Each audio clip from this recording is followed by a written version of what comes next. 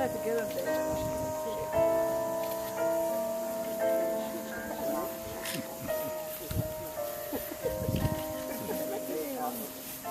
Looking good, girl. Sure looks pretty. Beautiful. And so does Rex.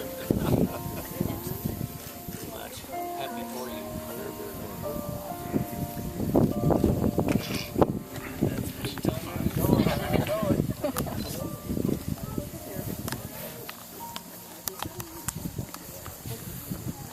Please be seated.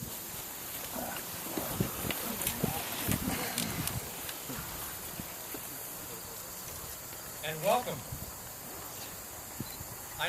I know, what's he doing up here?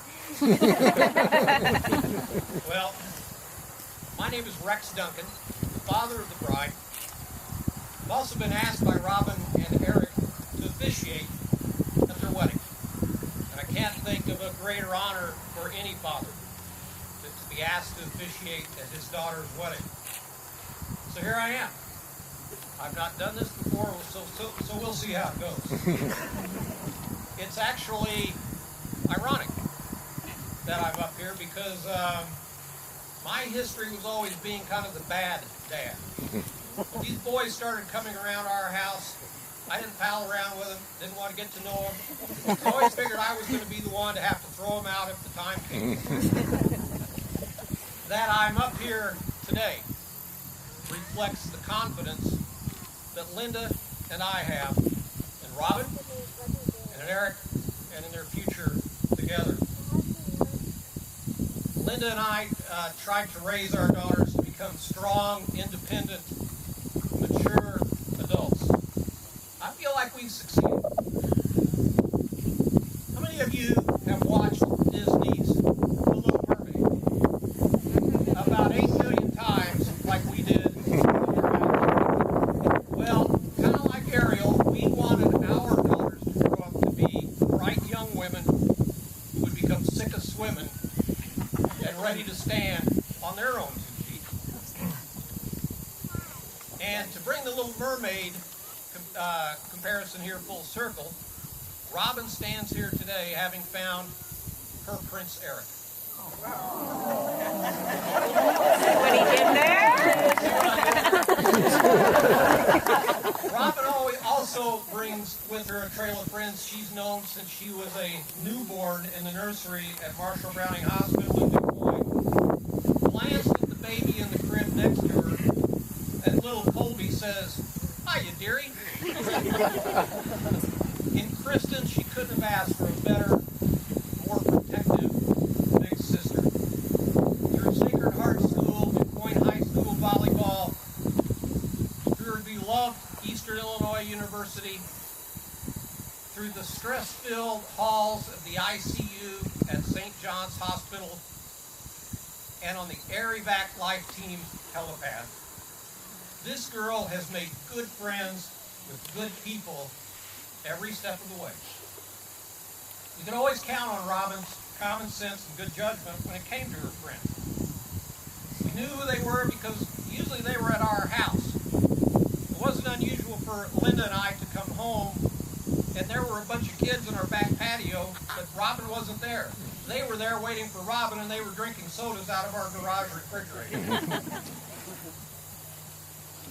I have to tell you, though, when Robin called us from Springfield one day, it's been over 2 years ago, and asked us to lunch in Mascoutah to meet Eric, Linda and I had that Eric who look.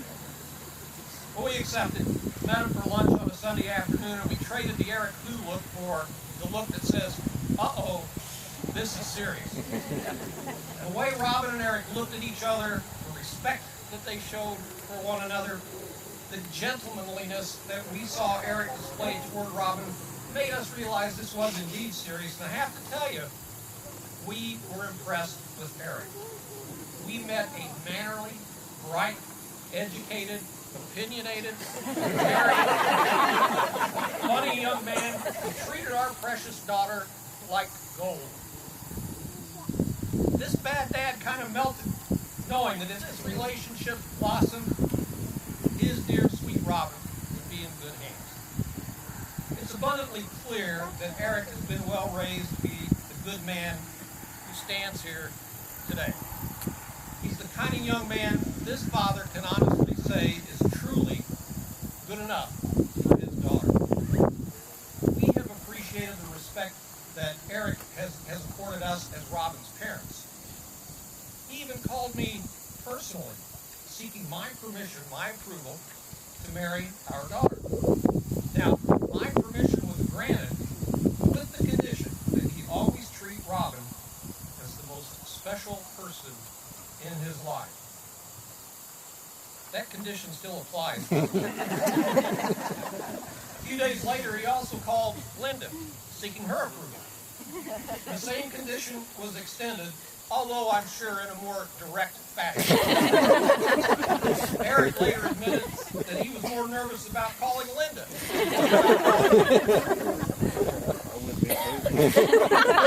Now, my mother, on the other hand, she took a little while to warm to Eric. Not that Eric was ever bad or impolite, but, and she still struggles to say it, he's a Republican. But I know that she's rising above partisan politics and eagerly embraces Eric as a new member of our family. We have watched the love between these two grow ever since that first lunch in Mascoutah. It's a deep love that's built on caring, respect, and the freedom to be who they are both as a couple and as individuals. They've supported each other through difficult days, and they've always emerged through the tough times, smiling and holding hands.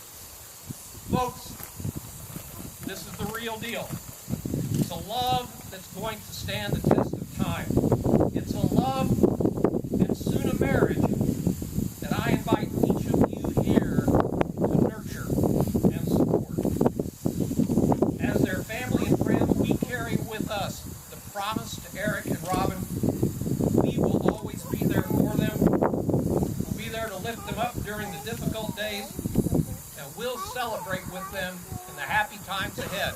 And believe me, you want to celebrate with these two because they throw a great party. So with all that said, let's get these two married. First, at this time, we'd like to take a moment to remember loved ones who are no longer with us. Even though they are not here physically, they are part of the foundation that makes Robin and Eric the people they are today. May we always remember Jim Murphy, Barbara and Stephen Bukovich, and Armida Lanham. Please cherish the memories of these friends and family and all who live on in our hearts. May we remember them and honor them now with a moment of silence.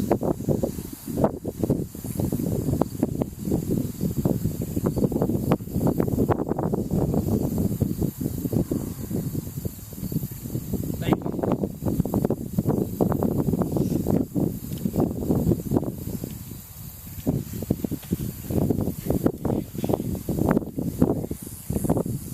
Happiness in marriage is not something that just happens. Good marriage must be created. In marriage, the little things are the big things. It's never being too old to hold hands.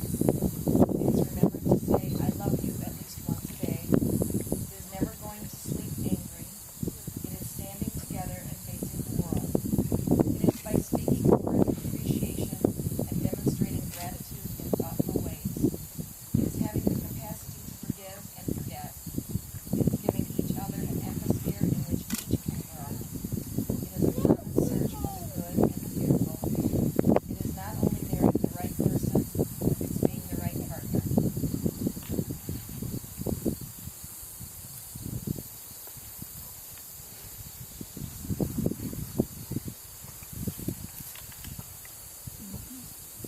And I'd also like to share these words from the Bible. Love is patient, love is kind, love does not envy, it does not boast, and it is not proud. It does not dishonor others, and it is not self-seeking. It is not easily angered, and it keeps no regardless of wrong. Love does not delight in evil, but rejoices in the truth. It always protects, it always trusts, always hopes, and always preserves. Love never fails.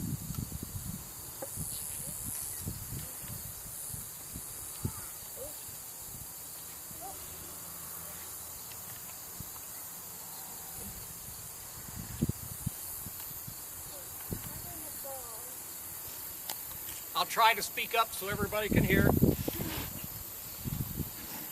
Eric, if you'll respond with your declaration of consent with "I do." Do you, Eric, promise to love Robin and respect her, to share your life and your dreams, to build with her a home that is a place of love, happiness, commitment, and growth? I do. Do you promise to be a companion to her in all her successes and failures, her happiness and sadness, to always give to her your unwavering support, and above all else, the freedom to be Robin? I do. Robin, if you'll respond, "I do," sure. Do you, Robin, promise to love Eric and respect him, to share your life and your dreams, to build with him a home that is a place of love, happiness, commitment, and growth? I do. Do you promise to be a companion to him in all his successes and failures, his happiness and sadness, to always give to him your unwavering support, and above all else, the freedom to be Eric?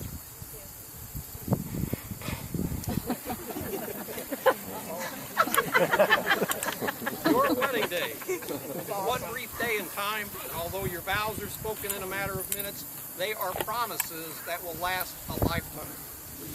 Your engagement set into motion the interweaving of your lives, and we hope that you'll continue to grow closer throughout your years together.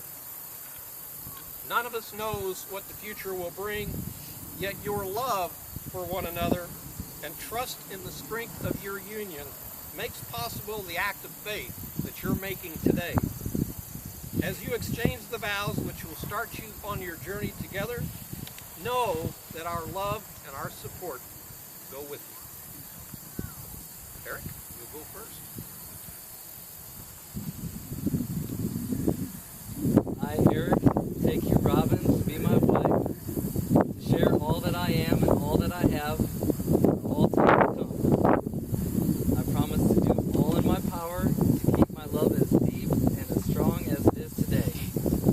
I promise to love you when you drive me crazy, to respect you when we disagree, to support you if bad times come our way, and to always remember how grateful I am to have you by my side. And Robin.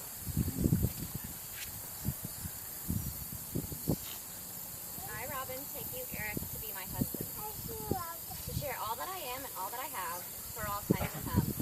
And I promise to do all in my power to keep my love as deep and as strong as it is today. I promise to love you when you drive me crazy, to respect you when we disagree, to support you if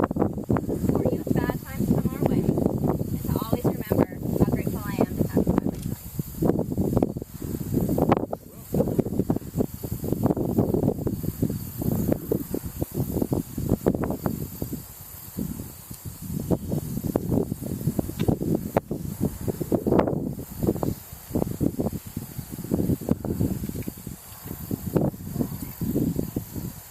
These rings represent the vows and promises which you willingly exchange. They reflect the commitment those words inspire and all your hopes and dreams for the future. Eric, if you place the ring on Robin's finger, please repeat after me. With this ring, I marry you. With this ring, I marry you.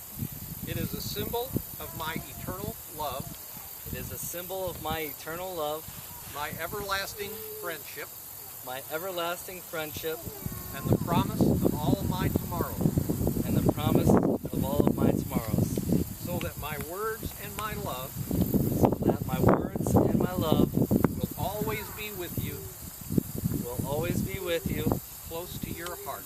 close to your heart. As you place the ring on Eric's finger, please repeat after me.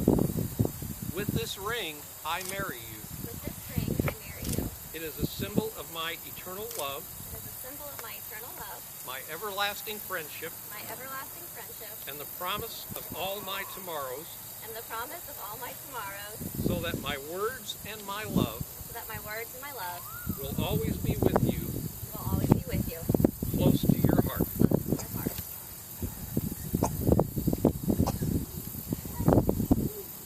Eric and Robin have chosen to take part in an untraditional tradition. They've written love letters to each other. And in these letters, they detailed why they fell in love with each other and what they truly admire about each other. The letters were sealed or they could be read. The letters are going to be placed in the box that you see here, to your left, along with a bottle of Hill Prairie wine. Just a commercial. They will then nail the box closed.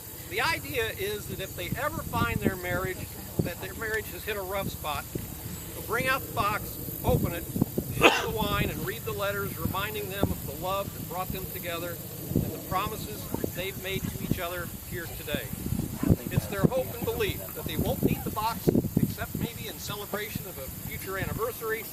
They hope to hold out until their 5th anniversary, but if they need it, it's there.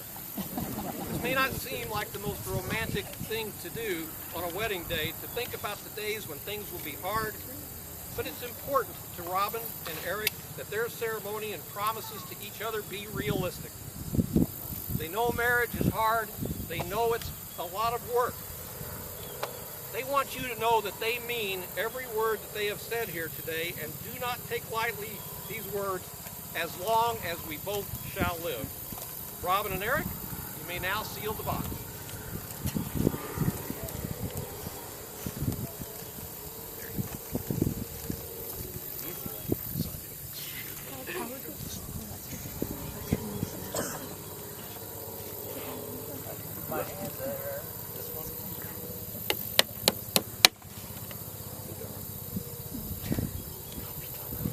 In my hand.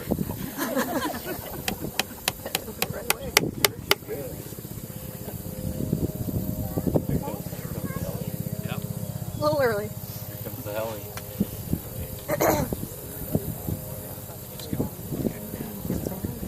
Right overhead. That's her squad. May the blessing